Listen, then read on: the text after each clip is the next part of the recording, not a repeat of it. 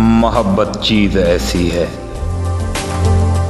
मोहब्बत चीज़ ऐसी है, कभी होती है अपनों से, कभी होती है सपनों से, कभी अनजान राहों से, कभी गुमनाम नामों से, और कभी होती है फूलों से, कभी बचपन के झूलों से, कभी बेअख्तियारी में, कभी पक्के असूलों से। मोहब्बत एक सदाकत है, मोहब्बत एक इबादत है, दुखों में रोल देती है, दर्द अनमोल देती है, जहर भी घोल देती है।